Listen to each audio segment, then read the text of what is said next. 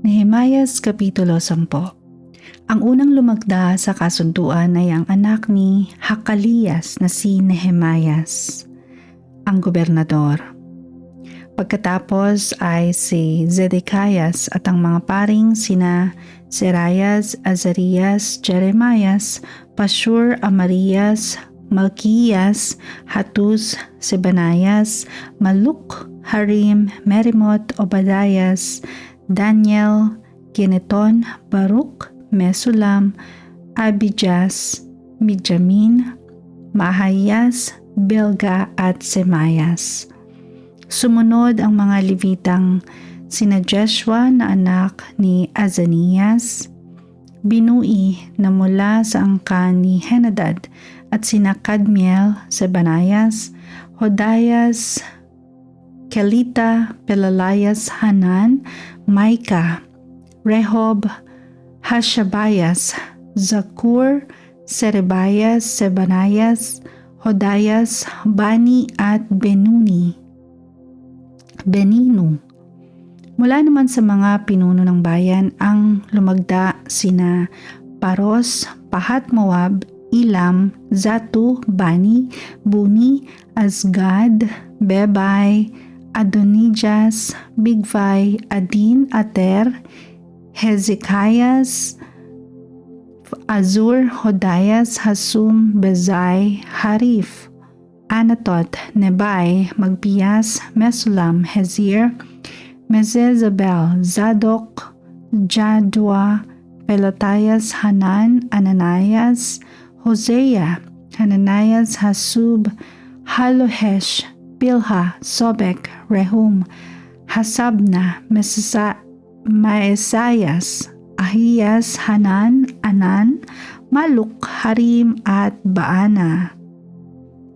Ang kasunduan, kami ang sambayan ng Israel, ang mga pari, mga Levita at mga bantay pintuan, mga awit at mga manggagawa sa templo, at ang lahat ng iba pang lumayo sa mga dayuhang naninirahan sa aming lupain bilang pagsunod sa kautusan ng Diyos, pati ang aming mga asawa at ang aming mga anak na lalaki at babae na pawang may sapat ng pag-iisip, ay nanunumpa kasama ng aming mga pinuno at nangangakong tutuparin ang buong kautusan na ibinigay ng Diyos sa pamamagitan ng kanyang lingkod na si Moises. Susundin namin ang lahat ng tuntunin at utos ng Diyos naming si Yahweh. Hindi namin papayagang mag-asawa ang aming mga anak sa mga dayuhang naninirahan sa aming lupain. Kung sila'y magtinda ng trigo o anumang paninda sa araw ng pamamahinga, hindi kami bibili sa kanila. Tuwing ika-7 taon, hindi namin tatamnan ang mga bukirin at hindi na namin sisingilin ang mga may utang sa amin. Taon-taon magbibigay ang bawat isa sa amin ng halos 4 na gramang pilak upang makatulong sa gastusin para sa templo.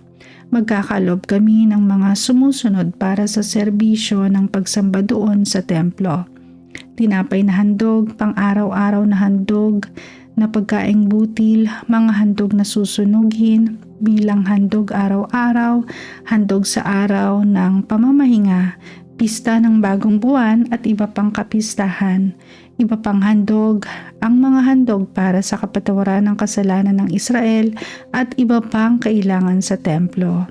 Kaming lahat ay magpapalabunutan taon-taon, ang mga pari, mga Levita at mga mamamayan, para malaman kung aling angkan ang magdadala ng kahoy na panggatong sa mga handog sa altar ni Yahweh na ating Diyos ayon sa itinatakda ng kautusan. Taon-taon ay dadalhin din namin sa templo ni Yahweh ang unang ani ng bukirin at ang unang bunga ng mga punong kahoy. Dadalhin din namin sa mga pari na maglilingkod sa templo ang mga panganay naming anak na lalaki upang ilaan sa paglilingkod sa Diyos. Gayon din ang panganay na anak ng baka, tupa at kambing para naman ihandog ayon sa itinatakda ng kautusan.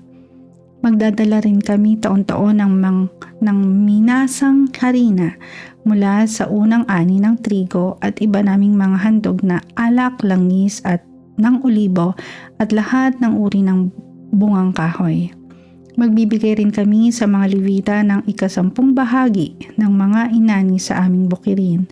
Ang mga Levitang ito ang naglilikom ng mga 10 bahagi at magdadala ng mga ito sa templo.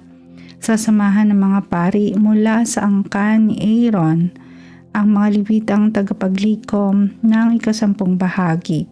Ang 10 bahagi nito ay dadalhin nila sa kabangyaman ng templo para gamitin doon. Ang mga Israelita at ang mga Levita ang magdadala ng mga naipong trigo, alak at langis para itago sa mga bodega ng mga kagamitan sa templo. Dito nakatira ang mga paring naglilingkod, ang mga bantay pintuan at ang mga awit. Hindi namin pababayaan ang templo ng aming Diyos.